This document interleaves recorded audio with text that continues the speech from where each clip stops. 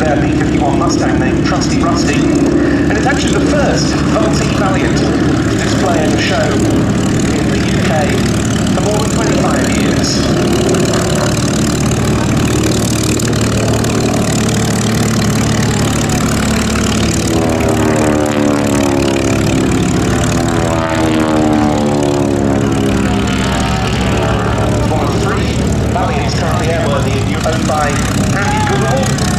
Based at Duxford. The Gale this one from 1940 when it started its service with the Royal Canadian Air Force. Neil Oakman at the controls of the Yale today. See, first of all, two more piston engine fighters getting into the air.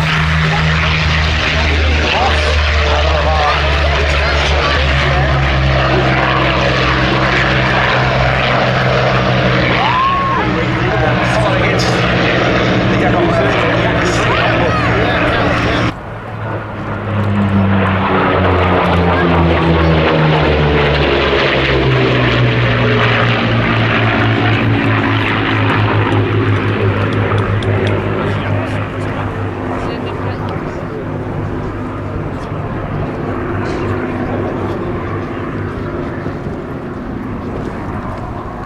Piston engine fighters of the war years was the Yak-1, which passed its Soviet state testing in early 1940. And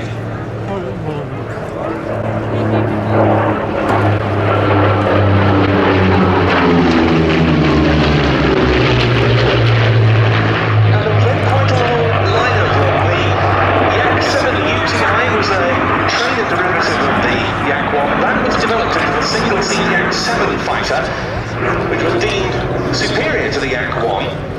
And from the Yak-7, bear with me, they made a lighter and variously other modified aircraft. The 190, they were highly effective.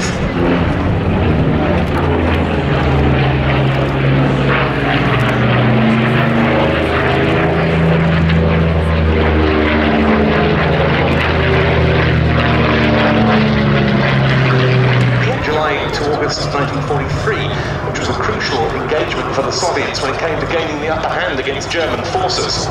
The early Yak-9s were especially effective at low level, making up with their maneuverability what they perhaps lacked in armament compared to their Luftwaffe adversaries.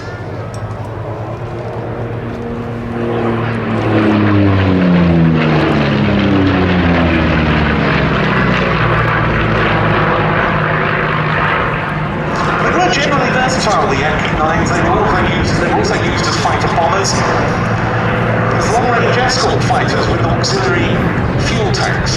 And the more powerful Klimov VK-107 engines started to be used in the Yak-9U model from 1944, and made it one of the fastest production fighters of its time, with a top speed of 435 miles an hour.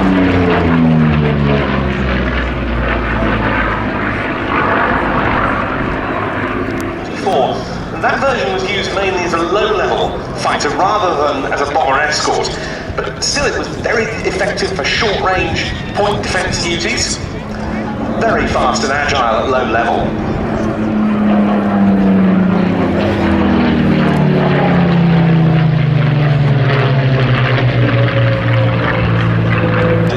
Operations to help liberate areas around the Yemen River in the Soviet Union.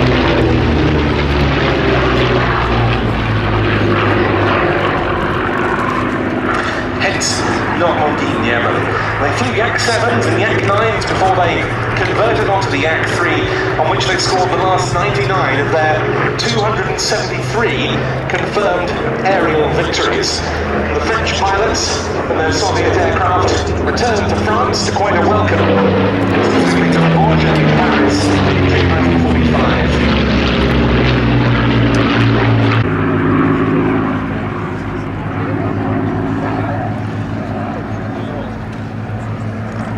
Both of these Yak types continued rebuilt in 1999 using the original parts and jigs.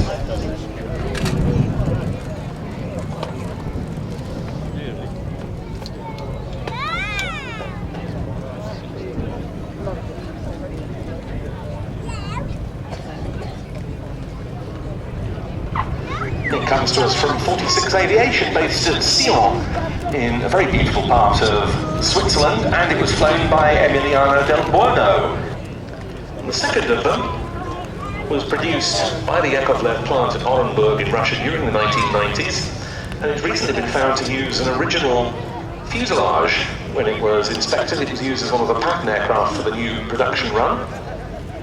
And it's actually in the colours of that famed Normandie-Niemen regiment, operated by classic aircraft displays and flown by Will Greenwood.